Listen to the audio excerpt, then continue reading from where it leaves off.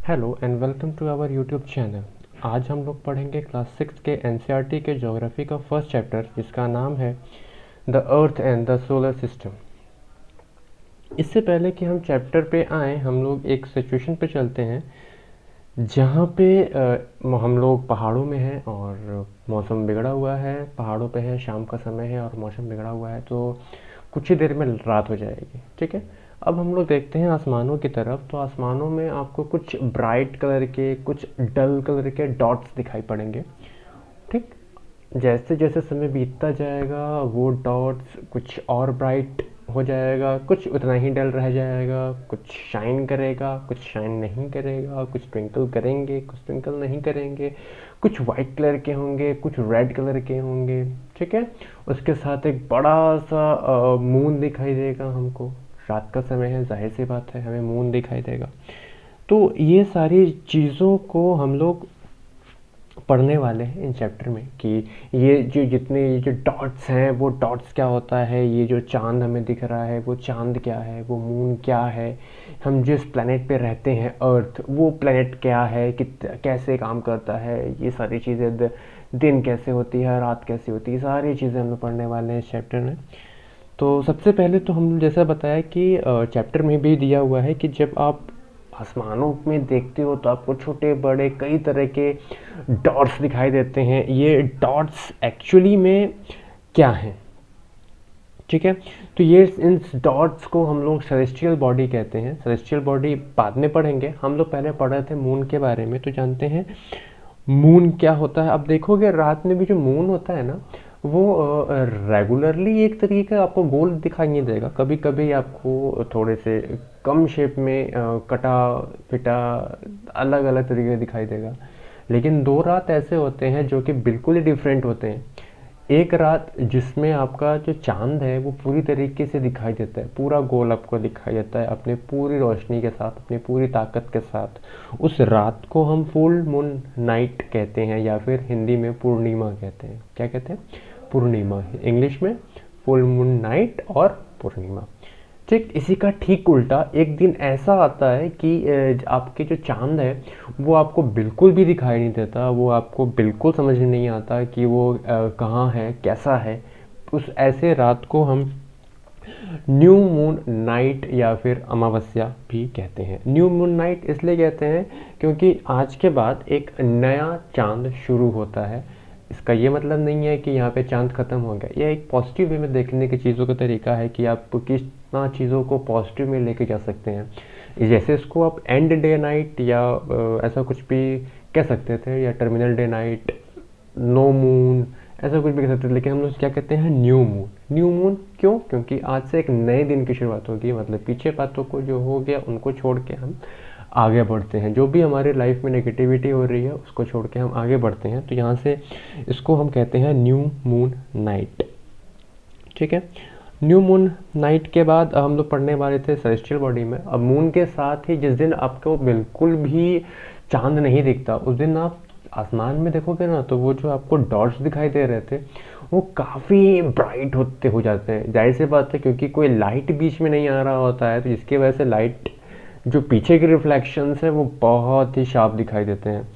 तो इसकी वजह से वो हमें क्या करता है, वो ये जो चीज़ें होती है, जो डॉट्स हमें दिखाई देता है, वो डॉट्स को हम सेलेस्टियल बॉडी कहते हैं। उन डॉट्स में आपके सन आते हैं, मून आते हैं, और बहुत सारे जो छोटे छोटे छोटे छोटे आपको डॉट्स दिखाई दे रहे हैं वो आते हैं।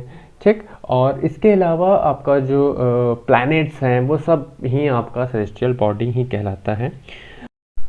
अब हम आते हैं स्टार्स पे। तो स्टार्स आपका एक सेलेस्टियल बॉडी है जो कि जिसकी अपनी खुद की हीट और लाइट होती है, और ये अपना खुद का ही लाइट और हीट इमिट करता है, जिसके जो कि आसपास के एरिया में हमें महसूस होता है। सन हमारे बहुत करीब है, जिसकी वजह से सन की जो हीट एंड लाइट है और उसका जो साइज़ है वो हमको बड़ा दिखाई देता है। लेकिन जो बाकी स्टार्स हैं वो इतने हमारे हाइट से इतने दूर होते हैं, हमारी पहुंच से इतने दूर होते हैं कि उनकी हीट लाइट तो पहुंच जाती है, लेकिन उनके हीट और उनका जो शेप है वो हमें क्लियरली नहीं होता है। अब कहोगे कि स्टार है तो उनकी लाइट भी तो काफ़ी बड़ी होनी चाहिए, हमें काफ़ी बड़ा दिखना चाहिए। तो आप सिंपल सा एग्जांपल लेते हैं हम एरोप्लेन का। एरोप्लेन आपकी जब छत से गुजर रहा होता है तो आप उसको एक हाथ की अपने पाम पे उसको पूरा एरोप्लेन आप नाप सकते हो, लेकिन उसी एरोप्लेन में जब आप बैठने जाओगे तो वो कितना बड़ा है वो आप जानते हो। तो इसका मतलब ये है कि आप छोटे से डिस्टेंस पे आप देख ले रहे हो कि आपका साइज़ का कितना मैटर कर रहा है। तो वो तो खैर काफ़ी million of million year ago है हमसे, तो वो कितना दूर होगा, कितना कितना छोटा हमें दिखाई दे सकता है वो आप अंदाज़ा लगा सकते हो। और उसके बाद वो हमें दिखाई दे रहा है, मतलब वो बहुत ही हैवी और बहुत ही बड़ा ऑब्जेक्ट है। ठीक है, now come to this topic. यहाँ पे हमारा सन कंप्लीट हो गया कि सन एक कॉन्स्टेलेशन बॉडी, एक स्टार है। स्टार को आप जब ध्यान से देखोगे तो स्टार में कुछ शेप दिखाई देते हैं आपको। जो मोस्ट कॉमन शेप आपको दिखाई देता है वो है उर्सा मेजर का। उर्सा मेजर या सप्तऋषि मंडल या ऋषि सैजेस, ये सारे एक ही चीज़ें हैं।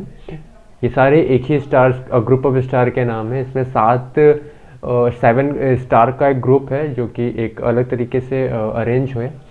और कभी कभी ये स्पून शेप का भी दिख जाता है, वही आराम से आप इसको आराम से फॉलो कर सकते हो। आप जैसे ही आसमान में देखोगे, अगर थोड़े बहुत चांद की दिक्कत है तो ठीक है। अगर आप अमावस्या को देखते हो, अमावस्या में न्यू मून डे है, यानी उस दिन कोई भी मून नहीं है, तो आपको जो स्टार है वो सारे क्लियर दिखाई देंगे। तो आप सारे स्टार को देखोगे तो ये जो उर्सा मेजर है ये अब आपको बहुत ही क्लियर तरीके से दिखाई दे देगा, सप्तऋषि मंडल। तो पहले के लोग जो हैं ये इस का यूज़ करते थे फॉर डायरेक्शन पर्पसेस। ठीक है, उर्सा मेजर से जुड़ता हुआ एक और स्टार है जिसका नाम है द नॉर्थ स्टार। ठीक है, जो कि हमेशा नॉर्थ शेप को डिनोट करता है। ठीक है, वो स्टार जहाँ भी रहेगा वो डायरेक्शन आपके नॉर्थ रहेगी। तो ये हम लोग पहले उर्सा मेजर खोजते हैं, फिर उर्सा मेजर के अकॉर्डिंगली आप देख पा रहे हो यहाँ पे उर्सा मेजर के अकॉर्डिंगली एक स्ट्रक्चर बनता है कि इस डायरेक्शन की तरफ आपका स्टार आपका ये हमेशा नॉर्थ दिखाएगा। तो जब भी किसी को नॉर्थ की तरफ जाना होता था तो वो इस स्टार का यूज़ करता था। जैसे मैंने आपको स्टार्टिंग में एग्जांपल लेके बताया था कि हम लोग एक पहाड़ियों पे हैं और पहाड़ों पे रात हो चुकी है, तो रात होने के बाद आपको डायरेक्शन का बिल्कुल क्लियर नहीं है। तो इस डायरेक्शन को क्लियर करने के लिए हम लोग क्या करेंगे, हम लोग स्टार देखेंगे। और जैसे ही हम लोग स्टार देखेंगे तो हमें ये क्लियर हो जाएगा कि हमें ये नॉर्थ डायरेक्शन है, तो बाकी ईस्ट वेस्ट साउथ तो हम आराम से फाइंड कर सकते हैं। अगर हमें 4 डायरेक्शन ही है, चारों में से अगर एक मालूम चल गया तो बाकी तो हम आराम से फाइंड कर ही सकते हैं। हमें नॉर्थ मिल गया तो हमें जिस भी डायरेक्शन में जाना है, ईस्ट में जाना है, वेस्ट में जाना है, उससे हम क्लियर। तो जो प्लैनेट्स हैं वो भी आपका सेलेस्टियल बॉडी है, लेकिन ये किसी भी तरीके का हीट और लाइट को शोन नहीं करता, ये किसी भी तरीके हीट और लाइट को ग्लो नहीं करता, बल्कि उसको एब्जॉर्ब करता है। ठीक है, और they are lit by the light of the star. जितने भी आपके प्लैनेट, जैसे बताया कि बल्कि उसको एब्जॉर्ब करता है, यानी कि जितनी भी उसकी एनर्जी है, जो भी उस पर लाइट हमें दिखाई पड़ रहा है, जो भी वो लाइट वो एब्जॉर्ब कर रहा है, जो भी वो लाइट वो यूज़ कर रहा है, वो लाइट उसके पास के स्टार से आती है। ठीक है, जैसे कि हमारे पास कौन सा स्टार है, सन। तो हमें अर्थ पे जितने भी हमें लाइट सोर्स है, जितने भी जो भी हमारा हीट सोर्स है, वो क्या है, हमारा टोटली डिपेंडेंट है सन पे। ठीक है, अब हम लोग प्लैनेट को प्लैनेट क्यों कहते हैं ये जानते हैं। तो जो प्लैनेट है वो एक ग्रीक वर्ड आया है प्लांटाई से, जिसका मतलब होता है वंडरर्स। वंडरर्स मतलब घूमने वाले। ठीक है, तो प्लैनेट क्या करते हैं, आप देखे होंगे प्लैनेट क्या करते हैं, स्टार के इर्द गिर्द घूमते रहते हैं, स्टार के आसपास घूमते रहते हैं। और कोई काम है प्लैनेट का? प्लैनेट का काम सिंपल सा एक है कि वो एक स्टार है, उसके आसपास घूमते रहेंगे। ठीक है, और अर्थ एक ऐसा स्टार है, एक ऐसा प्लैनेट है जहाँ पे हम लोग रहते हैं, जहाँ पे लाइफ पॉसिबल है। 90% ऑफ लाइफ सरवाइव कर सकती है अर्थ पे। हाँ, बस उस पर ह्यूमन का इंटरफेरेंस ना हो वो, क्योंकि ह्यूमन आज के दौर पे इतना ज़्यादा मॉडर्न हो चुका है कि वो बाकी किसी एनिमल को सरवाइव करने नहीं दे सकता। ठीक है, तो अगर ह्यूमन का इंटरफेरेंस नहीं होगा तो 90% ऑफ लाइफ की पॉसिबिलिटीज़ आपके अर्थ पे मिलती है। तो अर्थ इसके लिए बहुत ही लकी है। और अर्थ के पास एक सैटेलाइट है। सैटेलाइट क्या होता है? सैटेलाइट वो सेलेस्टियल बॉडी होती है जो प्लैनेट के इर्द गिर्द घूमती है। ठीक है, मैंने सिंपल से बताया कि एक स्टार के जो इर्द गिर्द घूमता है उसको प्लैनेट कहते हैं, और जो प्लैनेट के इर्द गिर्द घूमता है उसको सैटेलाइट कहते हैं। ठीक है, ये आपका इसी प्लैनेट का ही एक टुकड़ा होता है जो कि इसके ऑर्बिट से या फिर इसे टूट के कभी निकल गया होता है, तो इसके ऑर्बिट में ही फंसा रह जाता है और इसके ऑर्बिट में ही घूमता रहता है। अच्छा, ऑर्बिट क्या होता है? ऑर्बिट वो पोजीशन होती है जिस पे आपका कोई भी प्लैनेट या सैटेलाइट मूव करता है। वो पाथवे होता है, वो पाथ होता है, वो रास्ता होता है, वो सड़क होती है जिस पे आपका कोई भी सैटेलाइट या कोई भी आपका प्लैनेट मूव करता है, उसे आप क्या कहते हो? ऑर्बिट कहते हो। जैसे कि आपके पास अर्थ है, अर्थ के अलावा आपके पास 7 अलग अलग और प्लैनेट्स हैं जो कि टोटल 8 प्लैनेट होते हैं सन के, और ये इससे अलग अलग डिस्टेंस पे अलग अलग ऑर्बिट पे अर्थ के साथ सन के साथ मूव करता है। अब हम लोग पढ़ेंगे द सोलर सिस्टम। सोलर का रोमन मैथोलॉजी में मतलब होता है द गॉड सन। ठीक है, मतलब भगवान सूर्य देवता, हिंदी में कहें आप इंडियन के हिसाब से सूर्य देवता। लेकिन ये सोलर वर्ड है, ये रोमन वर्ड है, ये रोमन से आया है, और रोमन मैथोलॉजी के हिसाब से सोलर को हम लोग सूर्य देवता कहते हैं। मतलब वो सिस्टम जो कि सूर्य देवता स्थापित करते हैं, जो सूर्य देवता के इर्द गिर्द चलता है, उस सिस्टम को, उस मशीनरी को हम लोग सोलर सिस्टम कहते हैं। और सोलर सिस्टम में आपके सन आता है, 8 प्लैनेट आते हैं, कुछ सैटेलाइट आता है और कुछ सेलेस्टियल बॉडीज आती है जिसको हम एस्ट्रॉइड्स या मेटेरियड्स कहते हैं। ठीक है, तो अगेन रिपीट कर रहा हूँ, आपके सोलर सिस्टम में क्या क्या आता है? सोलर सिस्टम में आपके the sun, 8 planet, satellites, celestial body जैसे कि asteroids and meteoroids. Asteroids meteoroids क्या होता है ये अभी हम लोग पढ़ेंगे।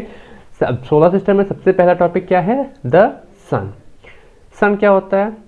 तो सन जो होता है वो सोलर सिस्टम के सबसे बीच में, जैसे कि मैंने कहा कि इसको सूर्य देवता कंट्रोल कर रहे हैं, सूर्य भगवान कंट्रोल कर रहे हैं, गॉड सन कंट्रोल कर रहे हैं। मतलब इसका जो सीपीयू है, इस सोलर सिस्टम का जो सीपीयू है, जो माइंड है, वो आपका सन है। तो आपका जो माइंड है ये बहुत ही गर्म गैसेस का, सबसे पहली बात तो सबसे बहुत ही बड़ा होता है, और इसमें कई सारे बहुत ही गर्म गैसेस होती हैं, जैसे जो इसको फोर्स प्रोवाइड करती हैं, एक अट्रैक्टिव एनर्जी प्रोवाइड कराती है, बाकी सारे प्लैनेट को अपनी तरफ अट्रैक्ट करके रखती है। अदरवाइज सपोज करो अगर सूरज के पास एनर्जी नहीं होगी, अगर सपोज करो आज या कल सूरज बुझ जाता है, उसकी सारी एनर्जी खत्म हो जाती है, तो ये जो पूरा सिस्टम चल रहा है ना, वो सारा मैग्नेटिज्म बिगड़ जाएगा। वो सारे जो ऑर्बिट आप देख पा रहे हो, वो सारे ऑर्बिट बिगड़ जाएंगे, और अर्थ कहाँ जाएगा पता नहीं, बाकी सारे प्लैनेट, सैटेलाइट, मेटेरियड से कहाँ जाएंगे किसी को नहीं पता। ठीक है, और ये सन ही आपको अर्थ पे ultimate source of light and energy है, ये मैंने आपको पहले ही बताया है। Sun is about 150 million kilometre away from the earth. ये हमसे करीब 150 मिलियन किलोमीटर दूर है अर्थ से सन का सरफेस। अर्थ सरफेस से सन का सरफेस 150 मिलियन किलोमीटर दूर है। ठीक है, हम लोग सन पढ़ लिए, तो अब हम लोग पढ़ते हैं सन के आसपास जो चीज़ें घूमती हैं उनको हम लोग क्या कहते हैं? प्लैनेट कहते हैं। तो प्लैनेट के बारे में पढ़ते हैं। तो आपके जो प्लैनेट हैं सोलर सिस्टम में 8 प्लैनेट हैं, जिसके according to distance from the sun, मतलब सूरज की जितनी ज़्यादा दूरी होगी इसके अकॉर्डिंग नाम दिए गए हैं। Mercury, Venus, earth, Mars, Jupiter, Saturn, Uranus and Neptune. I repeat, mercury, Venus, earth, Mars, Jupiter, Saturn, Uranus and Neptune. इसका मतलब यह है अर्थ हमारा तीसरे नंबर पे आता है। ठीक है, सबसे पहले मरकरी, उसके बाद Venus, then Earth, then Mars, then Jupiter, then Saturn, then Uranus, then last में आपका जाके कहीं नेपच्यून आता है। ठीक है, और ये सारे जो ऑर्बिट हैं, ये सारे जो प्लैनेट हैं, ये सारे के सारे प्लैनेट आपके एक स्पेसिफिक पाथवे को फॉलो करते हैं। उन पाथवे को हम क्या कहते हैं? ऑर्बिट। ये मैंने को पहले बता दिया था। मरकरी जो होता है वो सन के सबसे करीब होता है और ये करीब 88 डेज में अपना एक चक्कर कंप्लीट कर लेता है। ठीक है, अब बात करें सेकंड प्लैनेट की वीनस के बारे में, तो वीनस और अर्थ की साइज़ जो है वो लगभग मिलती है, साइज़ एंड शेप दोनों ही लगभग मिलते हैं, तो इसके लिए हम वीनस को अर्थ का ट्विन कहते हैं। ठीक है, अर्थ का ट्विन मतलब मिलता जुलता, बस फ़र्क ये है कि अर्थ पे लाइफ पॉसिबल है और वीनस पे लाइफ पॉसिबल नहीं है। अच्छा, एक चीज़ यहाँ पे मैं आपको बताना चाहूँगा कि अगस्त 2006 से पहले हमारे पास एक और प्लैनेट था जिसका नाम था प्लूटो, जिसको प्लैनेट माना जाता था, लेकिन उसको प्लैनेट की एक विशेषता होती है कि उसका एक स्पेसिफिक साइज था। एक्चुअली ये इसके जो साइज़ बाद में साइज़ के जो मार्जिन था वो कम कर दिया गया था, तो बढ़ा दिया गया था, जिस मार्जिन में प्लूटो नहीं आते थे, और प्लूटो के नहीं आने की वजह से प्लूटो को हम लोग प्लैनेट नहीं मानते हैं। अब इसका मतलब ये नहीं है कि 2006 में प्लूटो हट गया। आपको बहुत लोग ये मिलेंगे कहते हुए कि पहले हमारे पास एक और प्लैनेट था जिसका नाम प्लूटो था, तो वो प्लूटो कहीं हट नहीं गया, कहीं डिस्ट्रॉय नहीं हो गया, वो प्लूटो आज भी वहीं है जहाँ पहले था, बस उसको हम लोग ने कैटेगराइज हटा दिया। वो पहले हमारा प्लैनेट था, अब हमारा सैटेलाइट हो गया है। ठीक है, चलिए अगेन सोलर सिस्टम के बारे में आपको बता चुके हैं, फिर से आप देख सकते हैं ये बीच में हमारा एक सन है जो कि सबको सन एनर्जी प्रोवाइड करा रहा है, उसके बाद मरकरी है, फिर वीनस है, फिर अर्थ है, मार्स के बाद आप एक बेल्ट दिखाई दे रहा होगा जिसको हम लोग एस्ट्रॉयड बेल्ट कहते हैं। ठीक है, और जो भी आपके आप लोग जो टूटता तारा देखते हो, है ना, जो सेलेस्टियल बॉडी की हम लोग बात कर रहे थे, मेट्रियॉट्स एंड एस्ट्रॉयड्स, ये सारे एक्चुअली यही डस्ट पार्टिकल हैं जो ये डस्ट पार्टिकल बहुत ही बड़े बड़े होते हैं, कहने को डस्ट पार्टिकल है लेकिन सोलर सिस्टम बहुत बड़ा सिस्टम है, तो ये बहुत बड़े बड़े पार्टिकल्स हैं। ठीक है, उनके अकॉर्डिंग ये बहुत छोटे होते हैं, जिनको डस्ट पार्टिकल कहते हैं, और यही डस्ट पार्टिकल कभी कभी अर्थ की तरफ अट्रैक्ट हो जाते हैं, तो वो जो हमें टूटता तारा दिखाई देता है वो एक्चुअली यही मेटेरियल्स और एस्टेरॉइड्स होते हैं। ठीक है, सोलर सिस्टम के बाद अब हम लोग पढ़ते हैं अर्थ के बारे में। तो जो अर्थ है वो सन से तीसरे नंबर की दूरी पे आता है, जैसे मैंने बताया था, पहले मार्स, फिर वीनस, फिर अर्थ, और ये साइज़ के अकॉर्डिंग 5वें नंबर पे आता है, यानी सबसे बड़े छोटा की बात करेंगे तो ये 5वें नंबर पे साइज़ के अकॉर्डिंग आता है। और जो अर्थ का सरफेस होता है वो मैंने पहले बताया था कि जो उसके जो साइड्स होते हैं, जो पोल्स होते हैं, वो पोल्स पे थोड़ा चपटा होता है, और जो उसके जो कर्वेचर होता है, बाकी सारा बॉडी वो कर्व में होता है, कर्वेचर में होता है। तो इसकी वजह से जो अर्थ का सरफेस है उसका जो शेप है, उस शेप का नाम जियोइड कहते हैं। इसको अर्थ के सरफेस को जियोइड कहते हैं। और अर्थ ही एक ऐसा एकमात्र प्लैनेट है जहाँ पे लाइफ की पॉसिबिलिटी है, जहाँ पे लाइफ फॉर्म हो सकता है, अदरवाइज किसी भी प्लैनेट पे आपका लाइफ का फॉर्मेशन पॉसिबल नहीं है। और ये लाइफ का फॉर्मेशन इसलिए पॉसिबल है अर्थ पे क्योंकि अर्थ के पास वाटर है और एयर है, जो कि सर्वाइवल के लिए बहुत ही ज़रूरी है। अगर वाटर और एयर नहीं रहेगा तो अर्थ पे सर्वाइवल भी नहीं रह पाएगी, लाइफ फॉर्म भी ग्रो नहीं कर पाएंगे।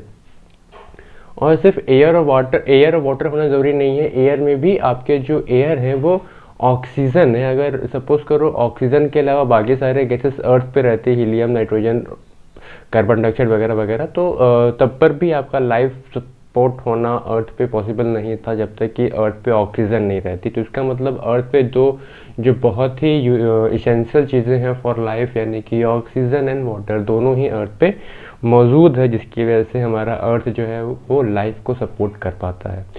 अब चूँकि जो अर्थ है उस पर मैक्सिमम अमाउंट ऑफ वाटर है, वाटर के होने की वजह से इस जो हमारा अर्थ का कलर है, जो आप स्पेस से देखेंगे तो अर्थ का कलर हमें ब्लू दिखाई देगा, इसलिए हम अर्थ को ब्लू प्लैनेट भी कहते हैं। ठीक है, अब हम लोग आते हैं अर्थ के बाद अगला हमारा आता है मून। तो मून क्या होता है, जैसे मैंने बताया कि जो सूर्य के चक्कर लगाता है उसे आप प्लैनेट कहते हो, और जो प्लैनेट के चक्कर लगाता है उसे आप सैटेलाइट कहते हो। तो मून क्या है, एक सैटेलाइट है, और ये नेचुरल फॉर्म में बना हुआ है, तो ये नेचुरल सैटेलाइट है। आप मैन मेड सैटेलाइट भी होता है जो आप अपने यूज़ के लिए स्पेस में भेजते हो और अपने यूज़ करते हो, जैसे आपका जीपीएस वगैरह है। ठीक है, लेकिन इसके ये जो हमारा मून है ये एक नेचुरल सैटेलाइट है। ठीक, और इसका जो डायमीटर है वो 1/4 यानी 1/4 ऑफ द अर्थ के डायमीटर के बराबर है, यानी 1/4 है। अगर अर्थ 4 सेंटीमीटर का है तो मून हमारा 1 सेंटीमीटर का है। ठीक, और ये हमें इतना बड़ा इसलिए दिखाई देता है क्योंकि ये अर्थ सरफेस से बहुत ही करीब है। ये इतना करीब है कि बस 3,84,400 किलोमीटर दूर ही है अर्थ से। जबकि आपको याद होगा हम जब सन के बारे में पढ़े तो वो 15 मिलियन किलोमीटर दूर था, जबकि हमारा मून कितना है, ये हमारा 3,84,400 किलोमीटर ही दूर है अर्थ के सरफेस से। ठीक है, और मून को अपना एक चक्कर पूरा करने में उसको 27 डेज लगता है। ठीक है, मतलब जैसे कि आपका अर्थ को सन का चक्कर लगाने में 365 डेज लग जाते हैं, वैसे ही जो मून है उसको अर्थ का एक चक्कर लगाने में बस 27 डेज लगता है। 27 दिन में वो अपना चक्कर पूरा कर लेता है, वो अपने रोटेशन कंप्लीट कर लेता है। और इसकी जो रोटेशन है उसकी स्पीड इस तरीके से होती है कि हमें हमेशा अर्थ मून का एक सरफेस ही दिखाई देता है, जो उसका बैक सरफेस है वो हमें अर्थ पे कभी दिखाई ही नहीं दे पाता, क्योंकि इसकी रोटेशन और रिवॉल्यूशन की स्पीड कुछ इस तरीके से होती है, जिसकी वजह से हमें अर्थ का बैक सरफेस, जो बैक सरफेस ऑफ मून किसे कहते हैं, बैक साइड ऑफ मून, वो हमें आज तक दिखाई नहीं देता। ठीक है, दिया, और आज तक उसको कोई देख नहीं पाया, कोई जान नहीं पाया। जो हमारा चंद्रयान-1 था वो ये इसी ब्लैक सरफेस पे गया था, बैक सरफेस पे गया था, और यहाँ पे ये ऑर्बिट, अर्थ के ऑर्बिट से थोड़ा दूर चला गया, जिसकी वजह से ये अर्थ से अपना कंट्रोल खो बैठा था, जिसकी वजह से वो नष्ट हो गया। तो ये चांद का बैक सरफेस पे ये था उसका। ठीक है, मून के पास कोई भी ऐसा कंडीशन नहीं है, यानी कि वहाँ पे कोई वाटर नहीं है, वहाँ पे कोई ऑक्सीजन नहीं है, इसलिए वहाँ पे लाइफ का भी फॉर्मेशन होना पॉसिबिलिटीज़ जो है वो बहुत ही घट जाती है, बहुत ही कम हो जाती है। कोई भी लाइफ आपका मून पे आप नहीं देख पाओगे। ठीक है, अच्छा, लोग कहते हैं चांद में दाग होता है। चांद में दाग एक्चुअली नहीं होता है। जैसे कि आपका अर्थ का सरफेस है, अर्थ के सरफेस को आप ध्यान से देखोगे तो अर्थ के सरफेस पे आपको गड्ढे भी मिलेंगे और आपको बड़े बड़े पहाड़ भी मिलेंगे। तो वैसे ही आपके मून के सरफेस पे बहुत बड़े बड़े पहाड़ और बहुत बड़े बड़े गड्ढे हैं, और इन्हीं पहाड़ों का जो रिफ्लेक्शंस आता है, जिसकी वजह से हमें वो सर्कल, वो कुछ एरिया हमें डार्क दिखाई देता है, और वही डार्क एरिया, वही डार्क सरफेस जो है वो आप कहोगे कि वो हमेशा उसमें चांद में दाग है। वो चांद में दाग नहीं है, एक्चुअली वो शेडो है। ठीक है, चलिए अब आते हैं हम लोग, मून हो गया। मून के बाद आपको अगर याद होगा हम लोगों ने यहाँ पढ़ा था, एक मार्स और जुपिटर के बीच में एक बेल्ट है जिसको हम एस्ट्रॉयड बेल्ट कहते हैं। एस्ट्रॉयड बेल्ट में ही आपके एस्ट्रॉयड्स होते हैं। एस्ट्रॉयड्स क्या होते हैं? बहुत ही टाइनी बॉडीज होते हैं जो कि सन के अराउंड मूव करते हैं। टाइनी क्यों कहते हैं? क्योंकि जो सन के अराउंड बॉडीज मूव करते हैं, जो प्लैनेट्स होते हैं, उनकी बॉडी, उनकी जो साइज़ है वो काफ़ी बड़ी होती है। इनके अकॉर्डिंग आपके जो एस्ट्रॉयड के साइज़ होते हैं वो बहुत ही छोटे होते हैं, जिसकी वजह से इन्हें आप टाइनी बॉडीज़ कहते हो। हम बात कर रहे हैं स्पेस के मैटर पे। आप अपने कंपेरिजन में देखोगे तो ये आपके कंपेरिजन में बहुत बड़ा होता है, बट स्पेस के कंपेरिजन में ये बहुत ही छोटे से डस्ट पार्टिकल की तरह होते हैं, जो कि मार्स और जुपिटर के बीच में एक बेल्ट होता है जिसे हम एस्ट्रॉयड बेल्ट कहते हैं, और ये यहीं पे होता है। साइंटिस्ट का ये मानना है कि ये जो एस्ट्रॉयड बेल्ट हैं ये कुछ साल पहले प्लैनेट का पार्ट हुआ करते थे, जो कि प्लैनेट से टूट करके एक अलग, जैसे आप पत्थर पर नक्काशी करोगे तो पत्थर पर नक्काशी करने के लिए जो कुछ डस्ट पार्टिकल उड़ जाते हैं, वैसे ही कुछ डस्ट पार्टिकल हैं वो प्लैनेट को छोड़ करके एक अलग फॉर्म बेल्ट बना लिए, एक अलग डस्ट बना लिए, इसे आप स्पेस डस्ट भी कहते हो। ये हो गया आपका एस्ट्रॉयड। एस्ट्रॉयड क्या आता है? मेटेरॉइड्स आता है। मेटेरॉइड्स क्या होता है कि ये बहुत ही, वो जो एस्ट्रॉयड्स का भी स्मॉल पीस ऑफ रॉक है, मैंने बताया था, वो कभी कभी क्या होता है कि वो अर्थ सरफेस की तरफ अट्रैक्ट हो जाता है, और अर्थ सरफेस की तरफ अट्रैक्ट होगा तो अर्थ के पास ग्रेविटेशन है, कोई भी बॉडी अर्थ के पास आएगी तो उसको अर्थ अपनी तरफ अट्रैक्ट करेगा, पूरा अपनी तरफ अपने पास उसको बुलाएगा। और चूंकि ये स्पेस से आ रहा होता है, वहाँ पे कोई भी फ्रिक्शन नहीं है, फिर उसको कई सारे एयर फ्रिक्शन मिलते हैं, तो ये रॉक सरफेस फ्रिक्शन की वजह से इसमें आग लग जाती है। ठीक है, कई सारे फ्रिक्शंस उसको एयर प्रेशर की वजह से मिलते हैं, फ्रिक्शन की वजह से इसमें आग लग जाती है, और यही एस्ट्रॉयड्स आपको एक टेल के फॉर्म में दिखाई देता है। वो टेल एक्चुअली फायर होता है, वो बहुत तेज़ी से मूव कर रहा होता है और फायर थोड़ा सा पीछे की तरफ जा रहा होता है, जिसकी वजह से आपको एक टेल दिखाई देता है। और ये टेल क्या होता है? ये पूरा टेल और रॉक सरफेस मिला करके आपका मेटेरॉइड्स कहलाता है। मेटेरॉइड्स के बाद अब आते हैं हम अपने पूरे सोलर सिस्टम कहाँ एग्जिस्ट करता है। जो पूरा सोलर सिस्टम को आप स्पेस से देखोगे, यानी कि आप सन देख लीजिए, प्लैनेट देख लिए, मून देख लिए, आप डस्ट पार्टिकल देख लिए, तो इस तरीके के पूरे डस्ट पार्टिकल को, cluster of million of star को आप मिला करके एक मिल्की वे कहते हो। एक बहुत सारे सितारों का समूह, बहुत सारे तारों का समूह को आप मिल्की वे गैलेक्सी कहते हो, या फिर मिल्की वे कहते हैं। हम जिस गैलेक्सी में है उसका नाम मिल्की वे है। ठीक है, और इस मिल्की वे को आप हिंदी में आकाश गंगा कहते हो। और क्योंकि गैलेक्सी क्या होता है, Galaxy is a huge system of billions of star and cloud of dust and gases. Galaxy क्या होता है, एक बहुत ही बड़ा सिस्टम जिसमें बहुत ही सारे स्टार होते हैं, क्लाउड ऑफ डस्ट होता है, बहुत सारे डस्ट होते हैं, और कई सारे गैसेस होते हैं, और कई सारे गैसेस को मिला करके एक यूनिवर्स बनता है, यानी कई सारे गैलेक्सीज को मिला करके एक यूनिवर्स बनता है।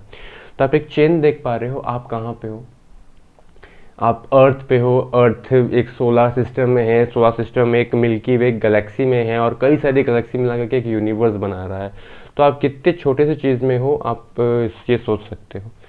तो यहीं पे आपका हमारा फर्स्ट चैप्टर कंप्लीट होता है, और हम लोग मिलेंगे अपने नेक्स्ट चैप्टर यानी कि the earth longitude and latitude में।